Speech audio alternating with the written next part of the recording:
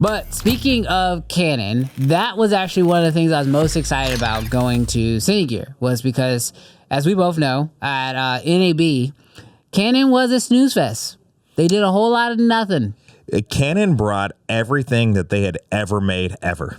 Yeah. Every lens made, every cinema glass, every EF glass, every RF glass. Yeah, but everything on the floor was like 3 to 5 years old. Yeah, but everything, nothing new. Not a single, not even like a hint at the future. Yeah, nothing. So we spent maybe 5 minutes. 5 minutes, maybe. Yeah, it was just a walkthrough. I think they were just on the way to something else. Yes, absolutely. But at Cine-Gear, they brought like less but more, if that makes sense. Dropping bombs. Yeah, so first of all, of course, they had the C400 there, which was, I'll get into that in a second, but like they had a lot of them. Like I was actually really surprised. There was like 6 of them, and I like went up to one of the guys. I was like, "Whoa, y'all have quite a bit of them here," and they were like, "Yeah, this is all of them."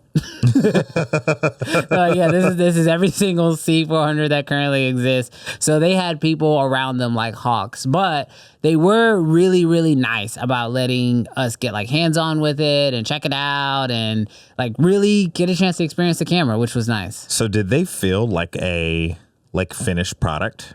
Oh yeah. Yeah. Okay. Yeah, these definitely felt very premium. Like you could tell they had they were still figuring out like rigging setups on them. So they had quite a few different like rigs kind of built out. So like letting people kind of see different power setups. Some were hardwired in, some had V-mount attachments, things like that. Yeah. But they definitely felt like finished. Yeah. But you could just tell by how like Canon was moving that like there wasn't a ton of extra ones around. So they were like being extra careful with these cameras. Yeah, that makes sense. I saw a video, I think it was of Wooden Camera and their rig at Cine-Gear. Yeah. And it was all like 3D printed. Like this is where the top left mounts will go. This is where the top rights will go.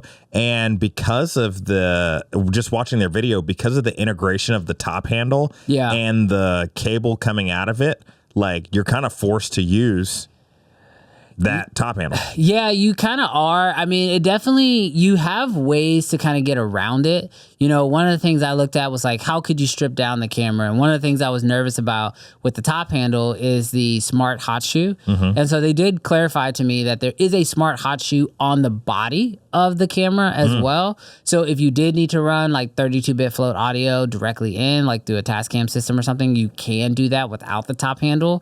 But this new USB-C locking for the monitor, that's where I think the limitations are going to come in, because so much of the control of the camera is designed to kind of go through the monitor, which the monitor it feels tiny. But the quality seems normal for Canon. It's like a FX6 monitor. Like it's just, I don't know what it is about these style cameras, but like the FX6 has well, you're used to that stinking 7-inch Raptor. I mean, watching a movie screen. I'm a little spoiled in the red world, but it definitely felt like it was kind of like a tiny monitor. Yeah. But the integration of use on it made me feel like if I could go with a bigger monitor, I definitely would love to, but it would need to have like touchscreen control. Like how Red has the 7-inch monitor that has touchscreen control that's literally a lift from the camera itself. Like whether you're on a Komodo X and you're using that little screen or you use the big 7-inch, obviously the 7-inch is a better monitor to be working with on set in most cases. It definitely felt like I wish there was a monitor that had touchscreen controls, but who knows? I mean, Small HD makes monitors that have camera control for Red, so maybe they can make something that would work with this camera. So I'm guessing they didn't say if third-party monitors will be able to control the camera. They didn't say. Okay, yeah. Yeah, that wasn't information that was given. But I will say one thing about the camera was that it is much lighter than I expected it to be. It's very, very light, which one of the guys was telling me that they balanced it on a DJI Ronin 3 Pro or something like that, RS3 Pro, which is like kind of cool, you know, that you could run it on a really small system like that. I was like, hey, what lens did you use though? And he was like, I don't remember. He goes, I have to do the research. I was like, yeah, I bet you would have do the research. But yeah, they basically was like, you know, this is a pretty lightweight camera, especially once you strip it all down. What about the comparisons like to the Komodo? Like it feels like dimension wise, it's slightly bigger. Oh, like an it's inch? bigger. No, it feels way bigger. It feels much bigger because like once you have it all built out and everything, it gets wide like really, really quickly. But it's got tons of buttons on the side of it. They were showing me, obviously, you know, it was funny. It was really surprising that Canon, they watched the show. And like I knew they watched the show, but like after talking to them, I was like, y'all watching the show. I know y'all watching the show. Because they were telling me stuff about myself that I was like, who's paying that close attention? You know what I mean? That's dope, though. It was cool. It was a really cool experience. But they were like, oh, yeah, because you do virtual productions, right? And I was like, yeah. They were like, yeah, you just did the Star Wars one. I was like, okay, that's not even on the show, but like, all right, that's cool. But but no, like they were showing me like it's got that dual stack sensor or whatever. It's not global shutter. So you're still going to run into some rolling shutter issues, but the camera has like all these ports in it, including Genlock. And so that's supposed to be like what helps with the virtual production world, which I mean, Genlock is important. But it was like stuff like that. It was the mini XLRs, which I mean, they looked fine. They have like little rubber caps over them or whatever. And like immediately I would just like rip those things out. But no, it definitely was a good camera build, but it felt much like bigger. They're winning you over. Sounds like this is Brandon right now. Before Cine-Gear, Brandon's like, that camera ain't nothing. That camera ain't no Komodo X. It's definitely and now not. It's definitely not. You hear him. Look, it was good. It's a good camera. I can't front it. It definitely was a really cool camera.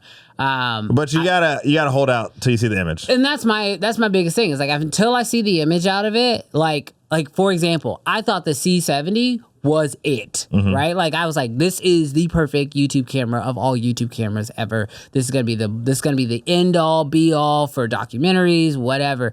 And then I shot with it, and now granted, I came from the Red system to the C70, so my vision had been enhanced before I went there. And then I shot on the C70. I was like, I mean, functionally, yeah, it does everything I want, but the image out of it just wasn't enough for me for what I was looking for. And so it ended up making me kind of look elsewhere. So this is a camera right now that I feel like, just like the C70, functionally, it's great. 6K, baby. Built-in indies. 6K, baby. Full frame, like peaking, monitoring, everything on the size. And even for $8,000, I'm not gonna lie, like price-wise, it's really good. Really good for specs, but also really good for Canon.